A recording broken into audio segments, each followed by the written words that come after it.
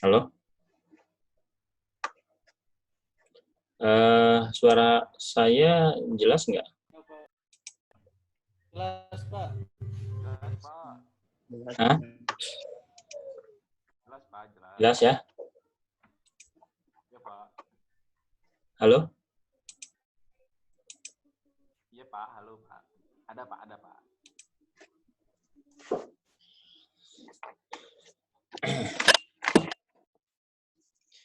Ya, hari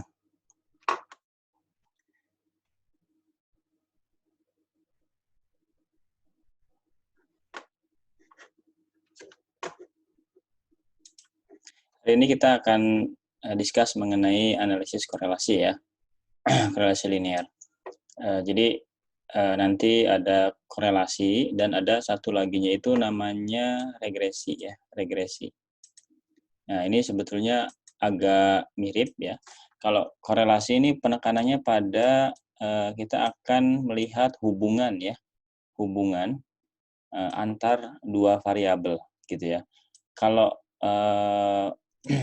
regresi ini nanti titik beratnya itu kepada peramalan ya, peramalan atau estimasi untuk misalkan variabel y gitu ya dengan estimatornya variabel x gitu ya. Nah, secara definisi ya, yang disebut korelasi itu apa ya? Jadi korelasi itu kan secara bahasa ya, secara bahasa itu adalah hubungan ya, hubungan. Korelasi, hubungan. Nah, apa sih gunanya ya analisa korelasi itu? Ya berarti sesuai dengan namanya yaitu analisis korelasi, maka tentunya dia berguna untuk mengukur keratan hubungan dari variabel-variabel ya. Misalkan gini, ada variabel x gitu ya dengan variabel y. Nah, dengan variabel y. Nah, kita mau mengukur nih apakah ada hubungan antara variabel x dengan variabel y gitu ya. Hubungan itu berarti kondisi x ya ini mempengaruhi gitu ya kondisi y gitu ya. Jadi hubungan dalam artian mempengaruhi ya. Jadi kalau misalkan tidak ada hubungan, nah, berarti kan masing-masing ya. Kalau di teori himpunan mungkin tidak ada irisannya gitu ya. Nah, ini misalkan variabel x sendiri ya, ini variabel y sendiri. Nah, ini masing-masing atau tidak ada hubungan ya. Nah, kalau ada hubungan berarti ada pengaruh antara variabel x ini terhadap variabel y-nya. Ya, pengaruh itu bisa jadi misalkan ini semakin besar, ini semakin besar pula gitu ya. Ini semakin kecil, ini semakin kecil pula gitu ya. Nah, nanti akan dibahas tipe-tipe dari hubungan. Sebentar ya, ada telepon. Ya, Pak. Bentar.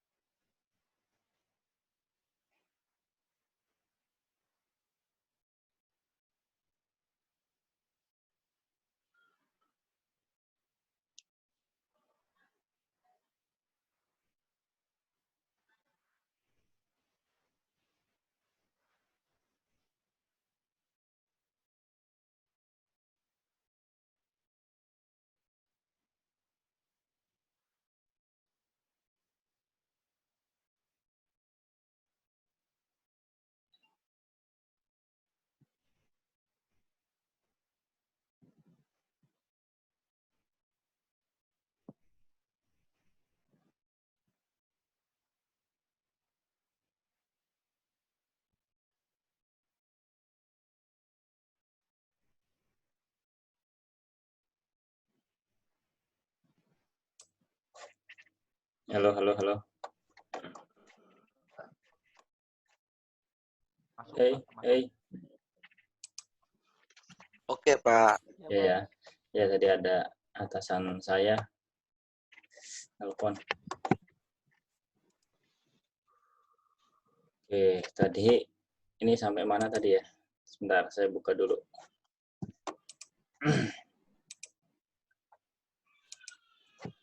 Ini masih kelihatan slide-nya ya? Masih kelihatan nggak slide-nya? Masih, Pak, masih. Masih, Pak. Ya, baik. Saya tutup aja deh videonya. Oke. Tadi ya, untuk melihat hubungan ya. Jadi titik beratnya adalah ingin melihat keeratan hubungan. Ya, keeratan hubungan. Ini ya. Analisis korelasi digunakan untuk mengukur kekuatan atau keeratan hubungan antara dua variabel melalui sebuah bilangan yang disebut koefisien korelasi. Jadi untuk melihat keeratan hubungan itu digambarkan dalam sebuah skala yang disebut sebagai koefisien korelasi atau R ya. Ini R. Ya. Jadi keeratan hubungan itu digambarkan dengan ini. Di mana R ini, skala R ini ya, itu nilainya adalah dari mulai -1 sampai dengan positif 1 ya. Jadi dari mulai -1 sampai dengan positif 1 ini nilai R-nya atau nilai koefisien korelasi ya. Nah, di tengah-tengah ini kan -1 mesti di tengahnya 0 kan berarti. Kemudian positif 1 ya. Nah, kalau 0 berarti ini adalah netral ya. Netral itu artinya tidak ada korelasi atau tidak ada hubungan ya. Nah, ini 0 berarti netral atau tidak ada hubungan. Jadi kalau saya gambarkan ke dalam diagram panah seperti ini ya. Ini adalah 0. Nah, 0 ini netral. Kemudian ini ke sini. Ke sini ini adalah hubungan yang bersifat negatif ya. Ini semakin ke arah negatif 1 ini semakin kuat ya hubungannya. Begitupun ke arah sini ya. Ke arah sini berarti ini adalah hubungan yang positif, semakin ke arah positif 1 ini berarti semakin kuat. Jadi kalau negatif 1 ini berarti hubungan yang sangat kuat tapi sifatnya negatif ya. Ini adalah hubungan yang sangat kuat, sifatnya hubungannya adalah hubungan yang positif gitu ya. Ini tengah-tengahnya 0, netral. Jadi kalau saya gambarkan ya, katakanlah misalkan ini adalah diagramnya ya, gitu. Nah ini adalah R-nya ya. Ini misalkan R-nya ya. Kemudian ini sifatnya ya, bisa dikatakan sifat lah ya, sifat hubungan atau kekuatan hubungan ya, kekuatan hubungan. Dari minus 0,8 maksudnya ya, sampai dengan minus 1, nah ini bisa dikatakan kekuatannya adalah hubungan yang sangat kuat gitu ya. Kemudian dari ya 0,4 ya sampai dengan 0,7 ini minus ya, minus maksudnya minus ya. Ini kekuatan hubungannya sedang atau cukup kuat gitu ya, atau sedang lah.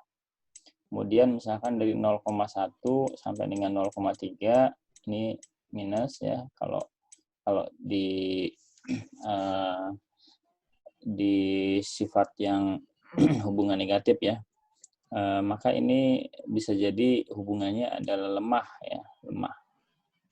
Nah ini berlaku pada hubungan yang positif juga sama ya. Jadi kalau misalkan dari 0,8 sampai 1, ini kuat ya, 0,4 sampai 0,7 sedang, 0,1 sampai 0,3 ini lemah. Ya, begitupun dengan yang positif ya. Nah, positif dan negatif itu gimana sih? Ya. Kalau positif itu berarti gini, ini kan variabel X dan Y ya. Kalau hubungan yang positif itu ketika X-nya naik ya.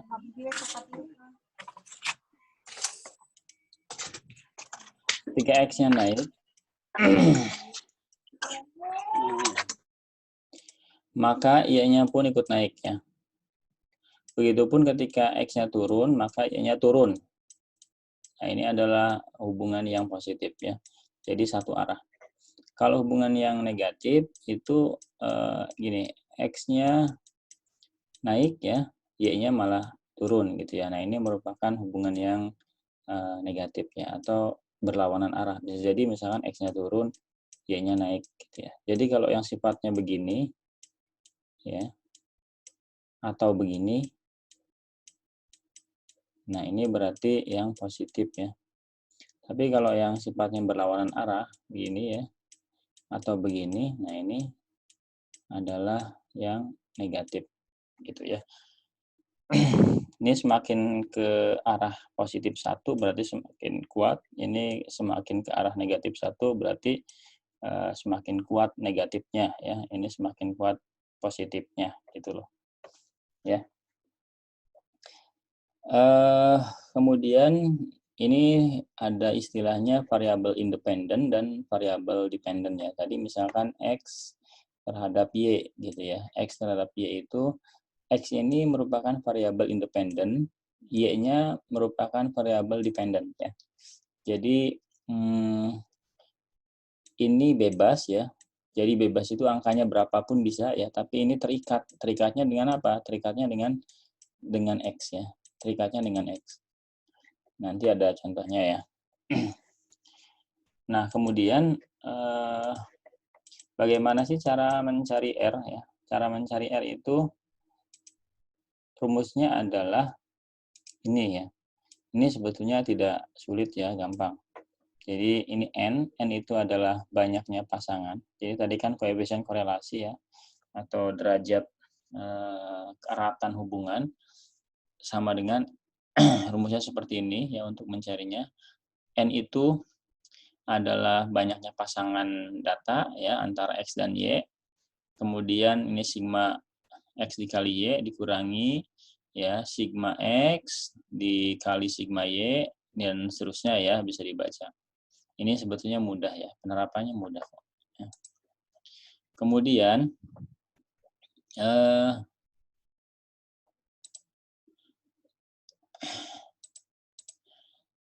nah, untuk gambarnya kalau diplotkan itu seperti ini ya. Jadi ini yang saya bilang tadi, hubungan positif tuh kayak gimana sih ya. Jadi kalau digambarkan hubungan positif itu seperti ini ya. Jadi semakin besar X-nya, maka akan semakin besar pula Y-nya ya. Ini grafiknya kalau dibikin grafik itu polanya seperti ini. Nah, kalau yang negatif itu seperti ini ya. Jadi semakin besar X-nya, semakin turun Y-nya. Gitu, grafiknya seperti ini. Kan ini kalau X-nya diperbesar ya, sampai segini, maka Y-nya malah turun ya. Nah, maka Y-nya malah turun. Ya, kalau X-nya kecil, sini misalkan ya, maka Y-nya besar ya, sini. Jadi ini adalah hubungan yang negatif. Ini yang positif, ini yang negatif. Kalau ini bukan linear ya. Kalau linear tuh berupa garis ya. Jadi kalau yang disebut linear itu berupa garis. Bisa seperti ini atau seperti ini ya. Kalau yang melengkung seperti ini kuadratik ya, atau non-linear. Ini biasanya fungsi-fungsi kuadrat ya. Nah, ini tidak masuk ke dalam pembahasan kita di sini ya, karena ini lebih kompleks kurvanya. Kemudian ini adalah pola yang tidak mempunyai hubungan antara X dengan Y ya. Jadi tidak membentuk suatu pola tertentu ya, tapi berupa sebaran titik-titik seperti ini yang tidak jelas ya. Ini berarti tidak ada hubungan antara X dengan Y, no relationship ya. Oke, nah ini ada contoh soal seperti ini ya. Jadi ini adalah X dan ini Y ya. Ini X, Y. Katakanlah X ini adalah biaya promosi, kemudian Y itu adalah penjualannya. Nah, kita pengen menganalisis ya, apakah antara biaya promosi dengan hasil penjualan ini ada kaitan atau ada hubungan ya. Nah, ini datanya seperti ini. Ya. Mungkin kalau di skripsi-skripsi orang-orang manajemen biasanya apakah ada hubungan gitu ya antara lingkungan kerja dengan motivasi kerja gitu ya.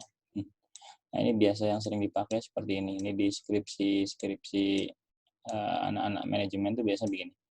Ya, nah ini tentu saja nanti nyari datanya dengan kuesioner ya, karena ini bukan kuantitatif kan, kualitatif ya. Yang namanya lingkungan kerja bisa diukur nggak? Bisa dengan kuesioner ya. Motivasi kerja atau semangat kerja bisa juga dengan kuesioner ya. Nah, kalau ini karena biaya, jadi sifatnya kuantitatif, ini kita bisa lihat angkanya. 2 menghasilkan 8. Jadi, ini kan variabel independen atau variabel tidak terikat atau variabel bebas ya. Ini variabel tidak bebasnya atau variabel terikat ya, dependennya. Jadi ketika mengeluarkan 2 miliar, misalkan, perusahaan menghasilkan 8 miliar. Ya, mengeluarkan 4, 9 miliar. 2, 7 miliar, dan seterusnya ya. Ini namanya pasangan data ya. Ini ada berapa? 1, 2, 3, 4, 5, 6, 7 pasangan data ya.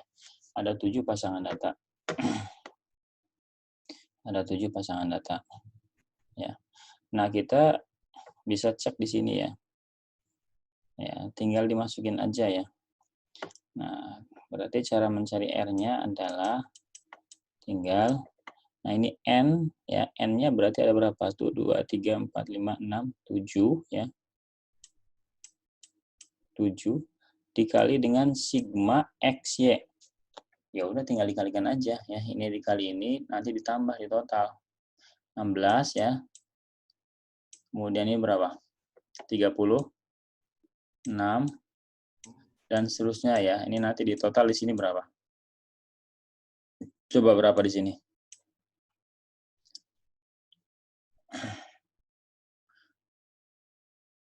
Halo? Halo? Iya, Pak. Benar, Pak. Ya, coba nanti di total ya ini. Ini berapa nih di sini nih? Ini dikalikan dulu, habis itu di total sigma.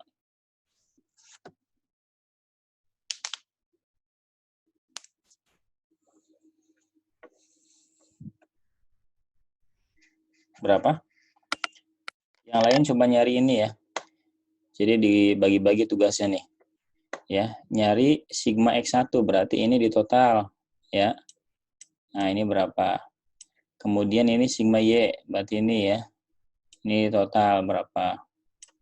Kemudian akar N tadi 7 ya, sigma XI kuadrat, berarti ini dikuadratkan, di total-total semua ya. Misalkan 4, 16, dan seterusnya ya. Nanti ini di total. Kemudian ini sama dengan atas ya. Ini Y juga sama ya, tadi dikuadratkan, habis itu di total. Nah, ini tolong dihitung dulu ya, saya tunggu 3 menit ya. Tolong dibagi-bagi tugasnya ya, ada yang nyari ini biar cepat. Halo? Pak, sigma XI-nya 163. Sigma XY. Iya, Pak. Iya. Oke. Dikurangi sigma X-nya berapa? 6, 18, 15, 19 ya, benar nggak?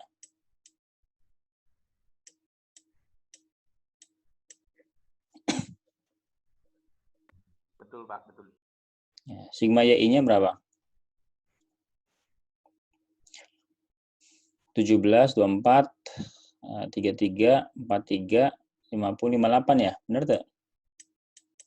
Iya, Pak. Ya, oke. Iya, Pak. Mohon. Kemudian akar N Kuadrat, Pak. 7 ya, Oh, iya. X kuadrat. Nah, ini dikuadratkan dulu, ditambah berapa? Ada yang sudah nemu?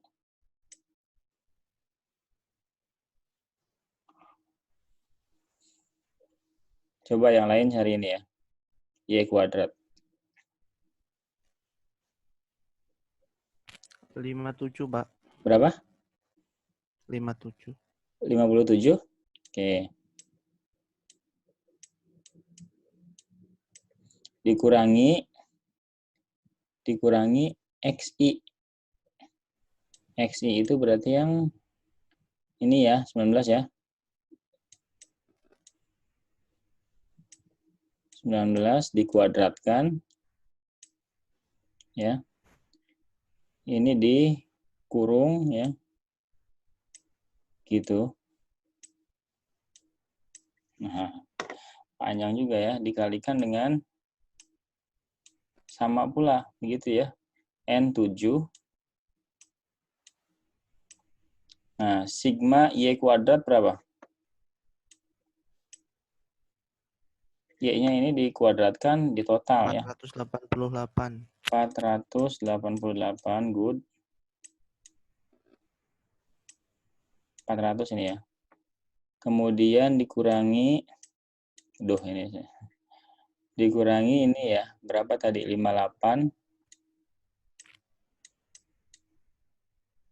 58. Ini dikuadratkan. Tutup kurung ya. Nah, gitu. Ini hasilnya adalah, ya ini saya cepat aja lah ya, 0,8 kalau tidak salah ya.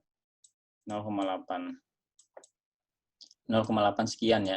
Nanti dicek lagi ya. 0,8 sekian. Nah, ini merupakan hubungan yang kuat ya, yang cukup kuat. Ya, berarti ada hubungan antara biaya promosi dengan hasil penjualan. Berupa hubungan positif yang cukup kuat ya, ini positif ya. Berarti apa? Semakin tinggi biaya promosi, maka hasil penjualan semakin tinggi juga. Ya. Nah, ini salah satu contoh dari korelasi linear sederhana ya. Jadi korelasi linear sederhana. Ini disebutnya korelasi linear sederhana. Karena apa? Sederhananya itu karena hanya melibatkan dua variabel ya. Jadi hanya X dengan Y saja. Ya, ini disebut sebagai korelasi sederhana. Ya, jadi hanya melibatkan dua variabel. Kalau yang lebih dari dua variabel, ini kagok ya. Jadi saya end dulu, nanti pada masuk lagi ya. Ya, Pak. Ya, saya end dulu. Iya, Pak. Tolong